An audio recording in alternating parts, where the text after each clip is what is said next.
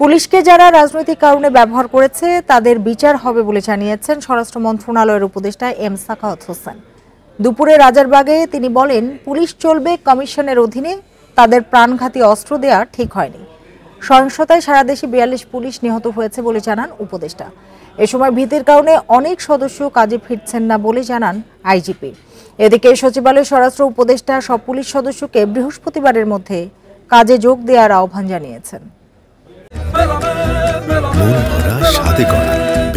New Zealand dairy, excellence in quality. বৈষম্য বিরোধী ছাত্র আন্দোলনে সহিংসতায় সারা দেশেই আক্রান্ত হয় থানা। নিহত হয়েছেন পুলিশ সদস্যরা, আহত হন হাজারের বেশি। কেবল পুলিশ কেন্দ্রীয় হাসপাতালে চিকিৎসা নেন ৫০৭ জন। রোববার দুপুরে হাসপাতালটিতে আহতদের দেখতে যান স্বরাষ্ট্র উপদেষ্টা। এ সময় এত হতাহতের জন্য মিডিয়ার ভূমিকাকেও দায়ী করেন তিনি। সঠিক সাংবাদিকতা না করলে চ্যানেল বন্ধের হুঁশিয়ারিও দেন। মিডিয়া আপনারা সত্যি ঘটনাগুলো তুলে ধরেন, আপনারা সত্যি ঘটনা তুলে ধরেন নাই। আপনারা যদি ওই সময় সত্যি ঘটনা তুলে ধরতেন যে কি হচ্ছে, তাহলে আজকে পুলিশের এই অবস্থা হয় না।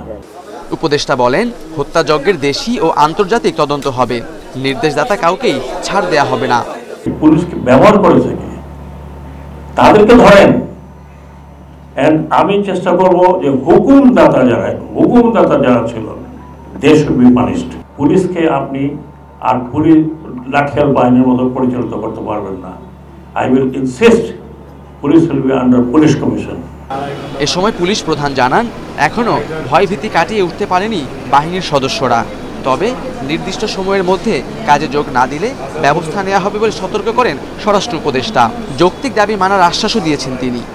জনবলের সমস্যা নাই, ইতিমধ্যে তারা রিপোর্ট করেছে আমাদের কাছে, এবং তারা যে সমস্যাগুলি ছিল সেই সমস্যাগুলি একটা ভীতি কাজ করছিল। বাট আমি প্রমিস করছি পুলিশদেরকে, আপনাদের যে ডিমান্ড, আপনারা খুব বেশি কিছু চান নাই, তারা শুরু চান নাই। We can do it. কিছু কিছু জায়গা হয়তো দেরি হবে। ডিএমপির ৫০ থানার মধ্যে ৪৫টির কাজ শুরুর কথা বলা হলেও বাস্তব চিত্র ভিন্ন। পুলিশ কম থাকায় থানায় থানায় সহযোগিতা করছেন আনসার ও সেনাবাহিনীর সদস্যরা। সড়কে নেই ট্রাফিক পুলিশও। Khaled Raihan, independent news, Dhaka.